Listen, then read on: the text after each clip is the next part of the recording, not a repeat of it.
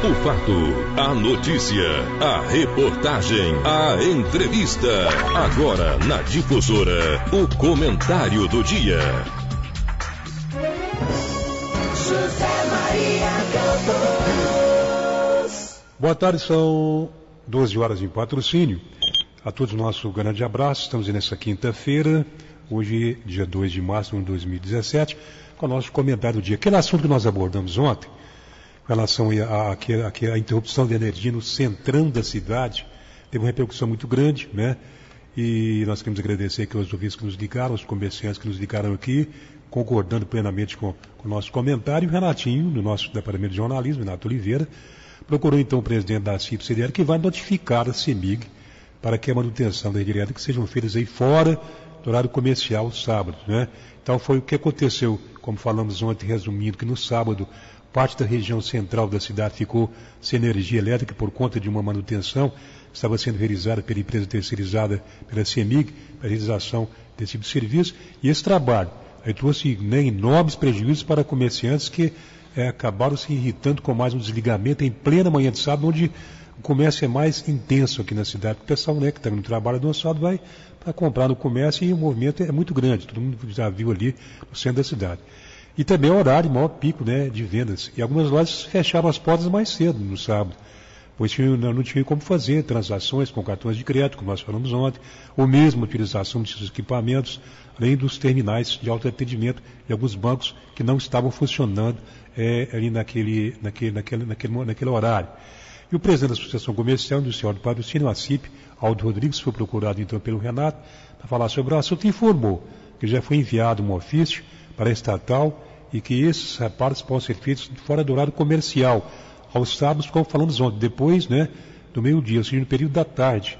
E a entidade aguarda, então, uma resposta da CEMIG. O presidente Alduri explicou, o presidente da CIP, que será feito um outro ofício, que vai cobrar da empresa para que essas manutenções não voltem a acontecer aí nesse horário.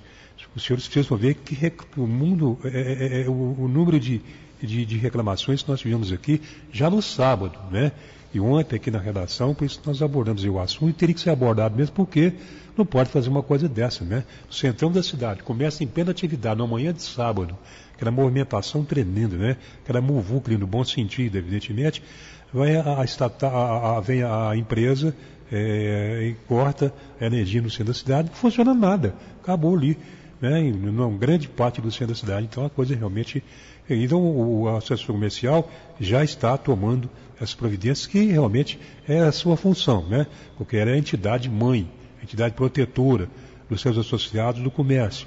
Então o Aldo Rodrigues, dentro da sua atividade, está tomando essas providências para que a coisa não volte a acontecer. Já não é a primeira vez que isso acontece, não. Por diversas vezes ali, né, nós já tivemos a energia ali suspensa, ali, né, cortada para poder manutenção. Isso não pode. E outra coisa, nós falamos ontem aqui também, quando isso acontecer, mesmo na parte da tarde, é que a Secretaria de Trânsito coloque ali, né, os guardas de trânsito uniformizados para controlar o trânsito, porque sábado estavam ali 2 sem uniforme nenhum, ninguém poderia identificar. Então fica aí nessa sugestão para a Secretaria de Trânsito, tem como titular o Alcides Dornelas, que a gente conhece muito bem o grande trabalho do Alcides Dornelas, principalmente com relação ao trânsito, né? Sabemos que ele vai tomar essa providência de uniformizar o pessoal da Guarda de Trânsito da cidade, tá? Vamos aguardar então que isso aí possa acontecer. Para encerrar o nosso comentário de hoje, estou vendo uma nota aqui que o Supremo Tribunal Federal marcou para hoje, né? Então, retoma hoje o julgamento que decidirá o futuro do governador Pedro Pimentel, governador de Minas Gerais. A nota diz aqui o seguinte: o Supremo Tribunal Federal marcou para hoje, quinta-feira, dia 2, o julgamento que decidirá o futuro político do governador Fernando Pimentel, né, que é o principal alvo da Operação Acrônimo. A operação investiga aí um esquema de desvio de recursos públicos, né, para abastecer campanhas políticas e pagamento de despesas pessoais dos políticos envolvidos nessa ação, né? Então, a ação direta de ilegalidade, ajuizada pelos democratas, pautada para esta quinta-feira, questiona se a Assembleia Legislativa de Minas Gerais precisa conceder aval prévio para que o governador seja então processado por crimes comuns. Pimentel conta com ampla maioria de sua base na Assembleia, né, lógico, né, tem a maioria lá. Então o julgamento do Supremo ele foi iniciado no ano passado, no dia 14 de dezembro, e já conta com 3 votos contrários à necessidade de autorização dos deputados estaduais. Então os ministros Edson Fachin, que é o relator, Luiz Roberto Barroso e Marco Aurélio Mello, entenderam que após a Procuradoria-Geral da República oferecer denúncia contra o chefe de executivo, cabe ao Superior Tribunal de Justiça, o STJ, decidir, né?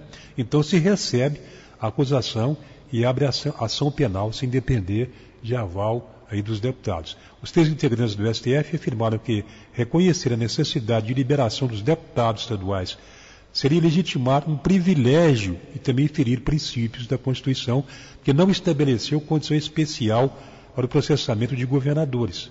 Tá? Então, o ministro Fachin considerou em seu voto que foi suspenso após o pedido de vista de Teori Zavascki, né? Então, o ministro morreu 3 meses depois de um acidente aéreo que todo mundo já sabe. Então, os votos proferidos já eram esperados, né? Que foi que avaliou o advogado de Pimentel, Eugênio Pacielli. Para ele, o STF está votando uma questão que os ministros resolveram na década de 90, o precedente que abriu quando entendeu a necessidade de autorização prévia da Assembleia para julgar o então governador de Minas Gerais, Itamar Franco. Se mudarem de opinião, não poderemos esperar mais nada da Corte Especial, né? Avaliou o advogado que evidentemente tem, né, que defender aí.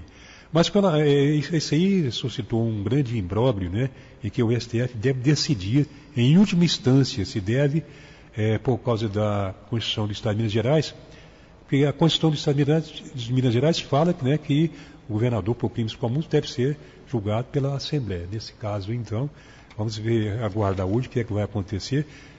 O governador tem comparecido aos municípios, como compareceu aqui, trouxe aí, sem dúvida, né, benefício aí para patrocínio, e tem tentado levar o seu governo, apesar dessa ação aí.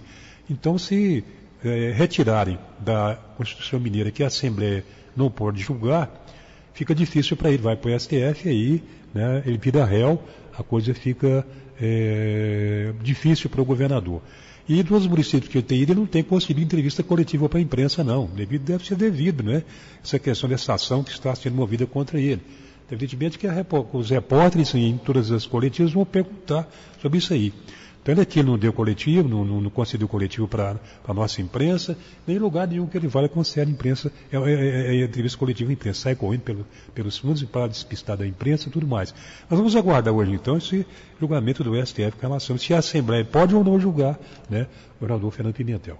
Bom, nós ficamos por aqui com o nosso comentário de hoje. A todos nosso abraço, voltaremos amanhã. Fique conosco, veio com o José Antônio, nosso programa de entrevistas do Rádio Comunidade. Um abraço e até lá. José Maria Campos apresentou o Comentário do Dia, mais um líder de audiência.